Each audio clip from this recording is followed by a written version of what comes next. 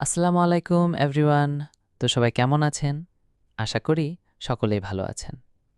এটা আমার নতুন গল্প, তাই দেখছি আমার ভিডিওতে ভিউ হচ্ছে না। এখন তোমাদের একটা কাজ করতে হবে, বেশি বেশি শেয়ার, আর যারা গল্প পছন্দ করে তাদের সাথে এই গল্পটা নিয়ে কথা বলো। ওকে, এখন চলো গল্পে যাই। তুই ছাড়া কিছু চাইনি গল্পের ১৩ নম্বর পাঠ। সকাল, হাসপাতালের ক্যান্টিনে। আরিয়ান চুপচাপ জানালার পাশে বসে, চোখে ঘুম, মুখে ক্লান্তি। দুজন মানুষ এসে দাঁড়ায় তার সামনে। একজন ছেলে মানুষ শক্ত ভরসা ভরা চোখে তাকায়, আর পাশে একটা মেয়ে, চোখ ভিজে, বুক কাঁপছে। ছেলেটা হালকা হেসে বলে, ভাই, এত বছর পরেও তুই এতটাই বদলে হয়েছিস যে আমায় একটুও চিনতে পারলি না।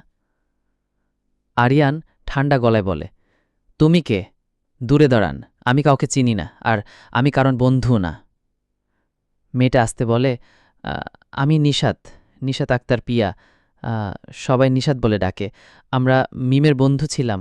তোরও?" আরিয়ান কঠিন চোখে, ছিলাম? তাহলে এখন এসেলে, যখন মিম একা হয়ে পড়েছে, তখন সবাই হঠাৎ বন্ধু হয়ে আসছে।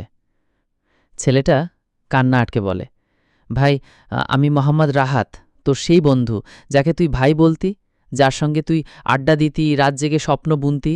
তুই কি সত্যি আমায় ভুলে গেছিস? আরিয়ান উত্তেজিত হয়ে উঠে দাঁড়ায়। তোমরা দুজন একসাথে এসেছ, আমি তোদের চিনি না। আমি শুধু জানি আমি হাসপাতালে আছি, আমার মাথায় সমস্যা, আর আমার আশেপাশে সবাই শুধু ভনিতা করে। তোমরাও আলাদা কিছু না, চলে যাও এখান থেকে।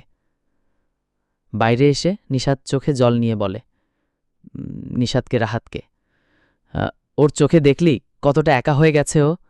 ও আমাদের চেনে না, বিশ্বাস করে না, কিন্তু আমরা জানি ও কে ছিল, আর কে হতো যদি শাহেদ আমাদের জীবনটা শেষ না করত। রাহাত বলে, আমরা এখন চুপ করব না, মিমকে একা হতে দেব না।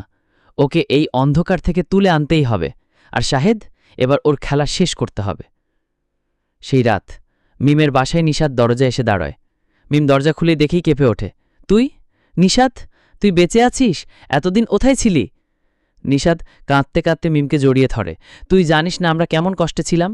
রাহাতকে ভালোবেসে বিয়ে করি, কিন্তু পরিবার মানে না। শাহেদ তখন সেই সুযোগে আমাদের দূরে সরিয়ে দেয়। তুই একা হয়ে পড়েছিলি, আমরাও গায়েব হয়ে যাই, কিন্তু এবার ফিরেছি তোর পাশে দাঁড়াতে, শাহেদকে শেষ করতে। রাত, রাহাত, নিশাত এক মিম মিলে ফাঁদ পাতার প্ল্যান করছে।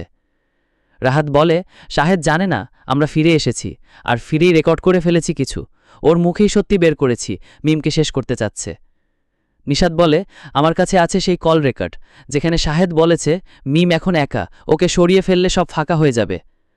মিম বলে, আমি আমার প্রেমের জন্য সব হারিয়েছি, এবার শাহেদ হারাবে তার মুখোশ, ক্ষমতা আর সময়। হাসপাতালের করিডোরের আড়ালে শাহেদ ফোনে কথা বলছে কারোর সঙ্গে। শাহেদ, ওরা জানে না আমি কে। আরিয়ানের ওপর আরেক ডোজ দেব, মিমের নামটাই ভুলে যাবে, আর ওই রাহাত, নিশাত, ওরা বেশি দিন বাঁচবে না। অন্ধকারে দাঁড়িয়ে নিশাত রেকর্ডিং অন করে। Recording saved. নিশাত আর রাহাত চুপচাপ দাঁড়িয়ে। নিশাত ফোনটা অফ করে রাহাতের দিকে তাকায়, চোখে আগুন, ঠোঁটে চাপা হাসি। নিশাত ধীরে বলে, এইবার প্রমাণ আমাদের হাতে, আর শাহেদ এখনও জানে না যে তার ছায়া আমরা ধরে ফেলেছি। রাহাত বলে, মিমকে এখন জানাতে হবে, এই রেকর্ডটা দেখলেই ও বুঝবে শেষ লড়াইটা শুরু হয়ে গেছে। কাট্টু, মিমের রুমে। নিশাত ফোনে মিমকে কল দেয়। মিম, কিছু বলার আছে, রেকর্ড করেছি শাহেদের সব কথা, তুই রেডি থাক, আজ রাতে দেখা কর। মিম গলে কঠিন গলায়, আজ রাতেই শেষ হবে শাহেদের খেলা। রাত্রি, মিমের বাসায় নিশাত আর রাহাত আসে। তিনজন মিলে বসে, নিশাত ফোনে প্লে চাপে। আরিয়ানের ওপর আরেক ডোজ দেব, মিমের নামটাই ভুলে যাবে, আর ওই রাহাত, নিশাত, ওরা বেশি দিন বাঁচবে না। মিম চোখে পানি, কিন্তু কণ্ঠ শক্ত। ও ভাবছে আমি আবার চুপ করে থাকব, এবার আমি চুপ থাকলে আরিয়ানের সব কিছু শেষ হয়ে যাবে। রাহাত বলে, তুই চুপ থাকবি না, আমরাও না। এবার একটা ফাঁদ পাতব, যেটা কেউ কল্পনাও করবে না। শাহেদ এবার নিজের মুখে নিজেই নিজের গর্ত খুঁড়বে। পরদিন হাসপাতালের অফিস কক্ষে আন্টি আরিয়ানের মা বসে আছেন। নিশাত এসে ধীরা দরজা ঠেলে ঢুকে, আন্টি, যদি আপনি চান, আপনি শাহেদকে সত্যি চিনে নেন, কারণ সে শুধু আরিয়ানকে না, আপনাকেও ধোঁকা দিচ্ছে। আন্টি চোখ নামিয়ে বলে, আমি দেখছি আমার ছেলেকে ধীরে ধীরে হারাচ্ছি, আর বুঝতে পারছি যাকে আমি বিশ্বাস করি সেই আমাদের শেষ করে দিচ্ছে। রাহাত চোখে ভরসা নিয়ে, তবে ভয় পাবেন না আন্টি, আমরা এখানে আছি, তবে একটা জিনিস চাই, শাহেদকে আপনি একবার নিজের চোখে দেখুন, তার মুখে, তার দৃষ্টিতে, আর বুঝবেন সে আপনার কেউ নয়। সন্ধ্যা, হাসপাতালের ক্যাফেটেরিয়ায় আরিয়ান চুপ করে বসে আছে। রাহাত এসে পাশে বসে, তুই এখনও বিশ্বাস করিস না আমি তোর বন্ধু ছিলাম? তবুও তোর পাশে বসে আছি, কারণ আমি জানি তোর ভেতরে এখনও সেই আরিয়ান আছে যে একদিন বলেছিল ভাই মানে রক্তের না, হৃদয়ের সম্পর্ক। আরিয়ান নিচু গলায় বলে, তুমি কেউ না আমার। সব কথায় সন্দেহ লাগে, তবে অদ্ভুত একটা অনুভূতি হয় তোমার পাশে বসে। রাহাত হালকা হেসে বলে, এই অনুভূতিটাই তো বন্ধুত্ব।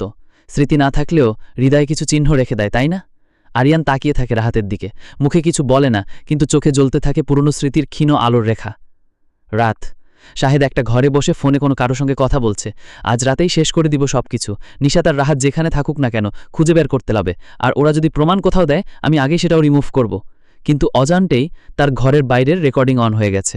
এইবার ক্যামেরা চালু করেছিল আন্টি নিজে। Video recording started. আর এইখানে শেষ হলো আমাদের গল্পের ১৩ নম্বর পার্ট। তো গল্পটা কেমন হয়েছে অবশ্যই কমেন্টে বলবেন। এখন বাই, সবাই ভালো থাকবেন। আসসালামু আলাইকুম।